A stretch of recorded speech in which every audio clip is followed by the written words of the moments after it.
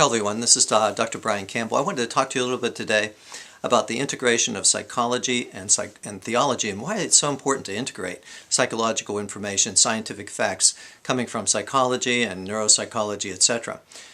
It's extremely important if you have a client in front of you to understand that they have a biology, that they have a brain, that they have genetics, that they have biological factors that may be determining in a very big way their psychological problems that they have. I want to talk to you a little bit about ADHD, Attention Deficit Hyperactivity Disorder. Well, this is close to my heart, this particular disorder, because I happen to have this disorder. So it's important and it's easy for me to understand and tell you about it. And really I want to tell you that it does affect many aspects of my life, more than you would probably imagine. And it's based on my underlying neurology. So that's important to understand. Now what about my neurology? Well, our brain science now, our neuroscience, is starting to show that, for example, individuals with attention deficit have areas of the brain that are chronically understimulated. Basically, my brain needs more stimulation and it gets bored very easily. Now this accounts for some of my behavior when I was young. My hyperactivity, my moving around, that part had to do with physically and motorically stimulating myself. Michael Phelps has ADHD, as an Olympic swimmer, and his mother had him swim so that he could get all that full body stimulation. So he needed stimulation like I needed stimulation. Unfortunately, they take little boys like me who are a little bit hyperactive and they put us in classrooms and tell us to sit down, shut up, and don't move.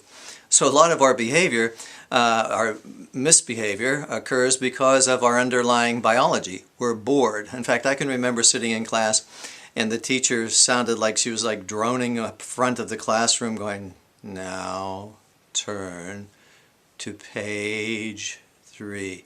That's how it sounded to me, and I was already looking out the window, playing, daydreaming, playing kickball in my brain. It was very hard for me to pay attention because it was so boring and I wasn't getting stimulated enough. I also used to look out at the guys mowing the lawn and watch them because that was much more stimulating than the teacher. In fact, anyone making any movement in the class was more stimulating than the teacher. So you often have attention problems because of the lack of stimulation and needing more stimulation and then getting bored very easily. So if someone's talking to me, for example, in counseling, I can get bored very easily, very quickly. In fact, I think I mentioned in this document I'm giving you that when my wife tries to tell me about a long story about shopping and returning things and whatever, my eyes sort of gloss over and I go to another place and stimulate, and she's learned that and she brings me back. But yeah, it's very hard for me to pay attention sometimes. Now it's not so hard in counseling because I hyper-focus on students, on my clients, and I'll tell you a little bit about that also.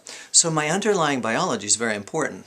Another thing we know, the frontal lobes, the thinking and reasoning, all right, they incorporate what's called the executive functioning. That's the ability to organize and plan and do all those sorts of things. Well, that area of my brain doesn't turn on, based on research now, doesn't turn on except under high interest or high stress. So if I'm really interested in something, I have no problem focusing. If I'm stressed, and sometimes I use this, I have to use stress to get myself to pay attention and force myself to do things. So people with ADHD, we often procrastinate. We put things off because they don't matter until they get strong enough where the stress is high enough, and then boom, I can do them. All right. In fact, if I'm really interested and I'm really stressed, I can hyper-focus on things and keep my attention longer than anyone else. So it's a funny thing to say it's an attention disorder. In fact, there's a saying that ADHD disappears in front of a good video game. So if you have enough stimulation, you don't see ADHD very much.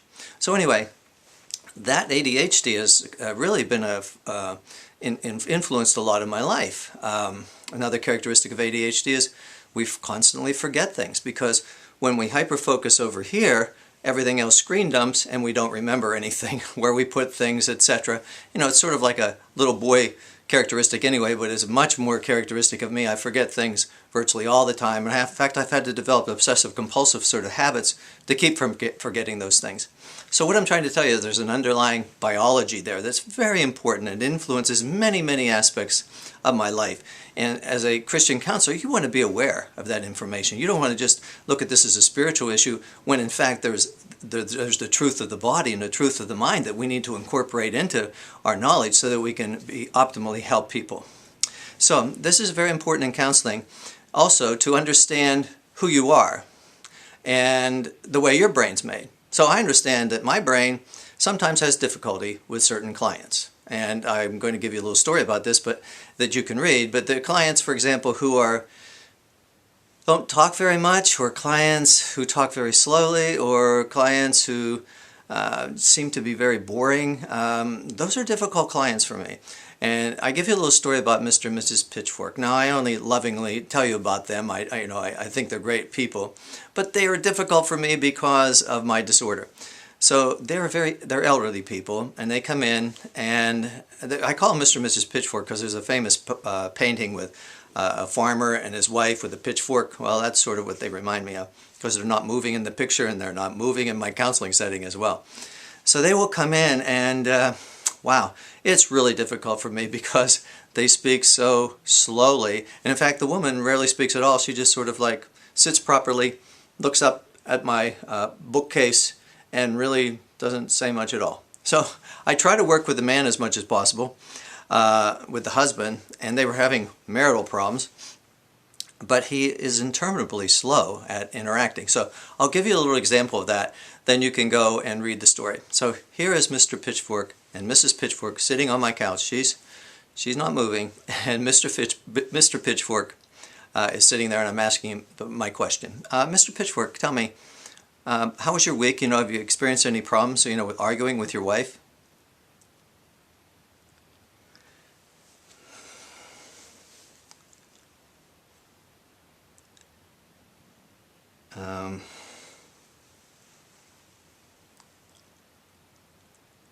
Well,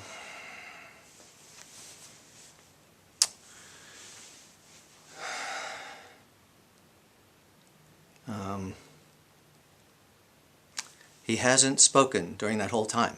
Now, to me, I've already looked out the window. I'm taking my pen, digging it into my fingers to try to stimulate myself. I've already looked at the clock and seen that only 1 minute has gone by as he's talking very, very slowly. So this is sort of my torture, and I go through it, and I do try to get through and help this man, but it's very, very difficult because of my biology. So you need to understand your biology too. Some of you might have ADHD, and certainly some of your children might have it. So please read the story. God bless.